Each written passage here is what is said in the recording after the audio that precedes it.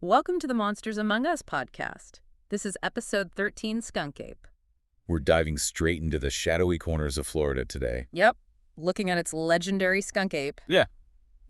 Think of it as their version of Bigfoot. Exactly.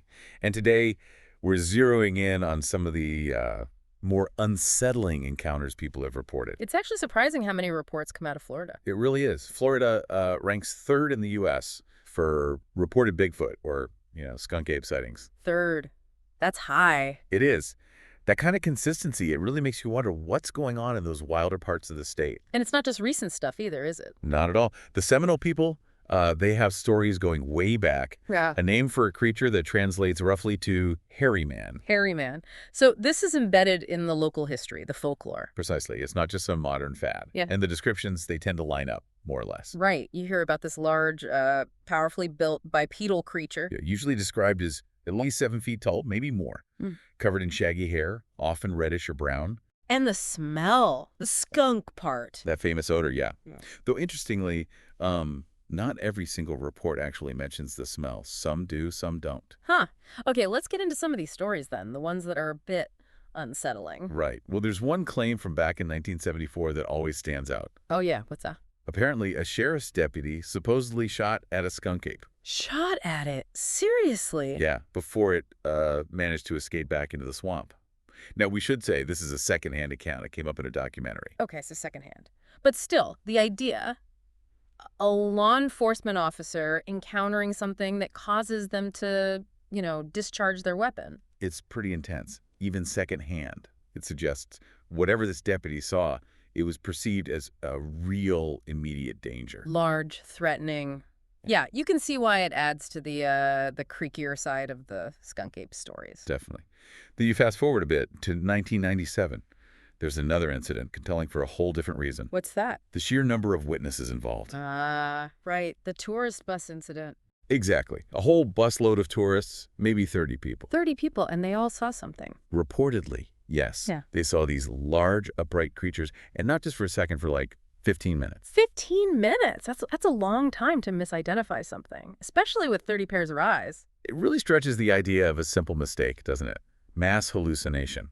Seems pretty unlikely. Yeah, it's very unlikely. And what makes it even more interesting is that less than a week later, in the same general area, there were 2 other separate sightings reported. Really? Same spot? Pretty much. And one of those witnesses actually managed to snap a photo.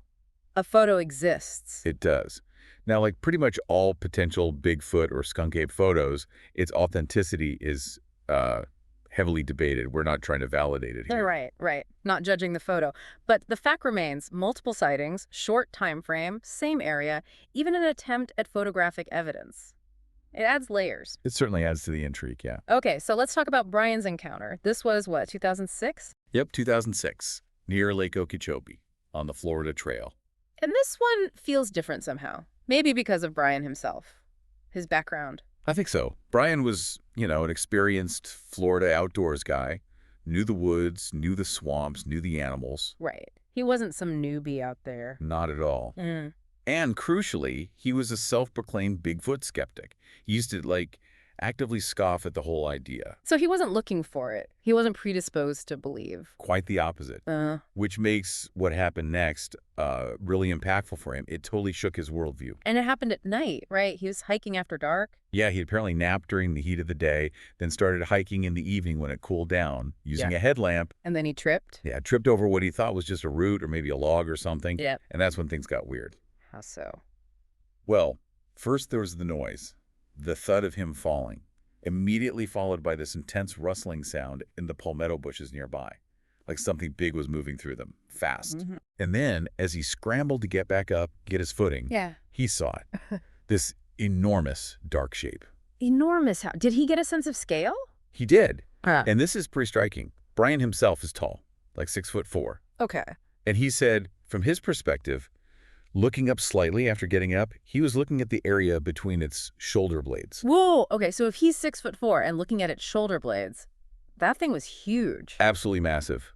And it wasn't just like a quick glimpse. He watched it. He stood fully upright and just walked away. Walked. Like a person. Bipedal, yeah. Walked away straight through the palmettos, making a ton of noise as it pushed through the thick vegetation. What struck you most about how he described it? For me, two things. First, his absolute certainty it wasn't any known animal from that area. He knew the local wildlife, bears, panthers, whatever. Yeah. This wasn't it. Right. He could rule things out. Exactly. But the second thing, maybe even more unsettling for him, was its reaction, or lack thereof. What do you mean? It was completely unconcerned by his presence. He'd just fallen, made noise, shone a light, and this thing didn't even turn to look at him. Didn't react at all. Nope. Ugh. Just stood up and walked off into the brush like he wasn't even there. That indifference from something that large and close that really unnerved him. Wow. Yeah, I can imagine. That's chilling. And it totally changed him. Went from a complete skeptic, a scoffer, to someone who says, point blank, something's out here. Something he can't explain. That's a powerful testimonial, especially from someone like him. Really is. And then there are people like Ron and Lori. They've spent tons of time in the Florida woods too, right? Oh, yeah. Years and years out in the swamps and forests. And they've had their own unsettling moments. Like what? Things like being out there and suddenly having trees shaking violently nearby for no apparent reason. Just shaking, wind, animal. They couldn't explain it. And another time, they reported being bluff charged while they were in the water at night, something large moving aggressively towards them. Yikes. Did they see what it was? No, and that's the interesting part. Even with these really intense experiences, they're careful. They don't definitively say it was a skunk ape Why not? because they never got that clear, unambiguous visual confirmation. Yeah. They know something strange happened, something potentially threatening, but they draw the line at labeling it without seeing it clearly. That caution is telling, isn't it? It kind of highlights how difficult it is to get actual proof. Absolutely. Which leads to the question, why are most of these encounters so brief? Why is definitive evidence, like a clear photo or video, so rare? Yeah, what do you think? Well, the shock factor's got to be huge, right? Yeah. You see something like Brian described.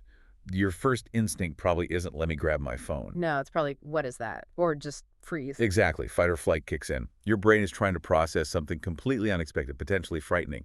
Taking a picture isn't usually priority one. Makes sense. And the environment, too. You mentioned the palmettos. Florida swamps aren't exactly open fields. Not at all. Dense vegetation, low light conditions often.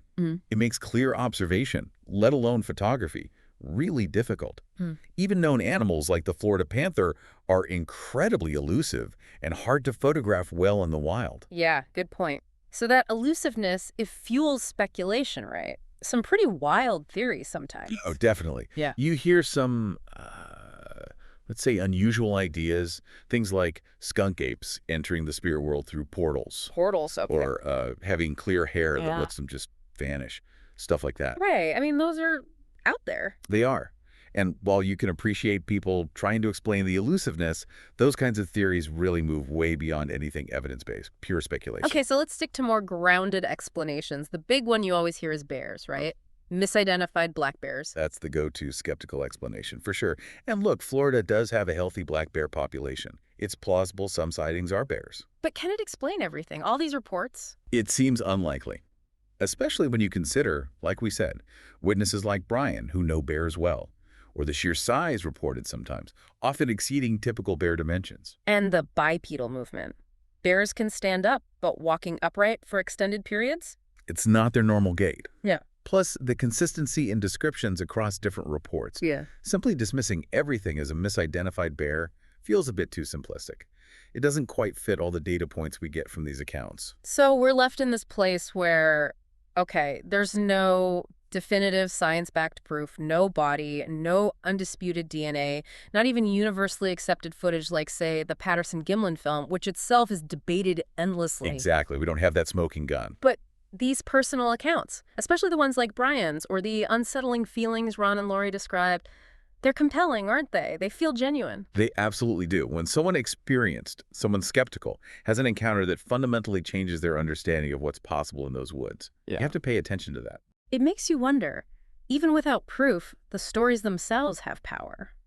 They tap into something primal, I think, that ancient wonder, maybe even a little fear, about what might still be hidden in the truly wild, unexplored corners of our world. Like there are still mysteries out there beyond what we've cataloged and understood. Precisely. These stories remind us that maybe, just maybe, the map isn't entirely filled in yet. So maybe a final thought to leave people with. Yeah. Just consider why these stories persist. Not just skunk apes, but Bigfoot, Yeti, similar creatures all over the world throughout history. Why do humans keep telling tales of large, mysterious, hairy humanoids lurking just beyond the firelight? What does that persistence tell us? About ourselves, about the natural world, Uh-huh. about the boundaries of what we think we know. Exactly. It's something fascinating to think about long after this deep dive is done.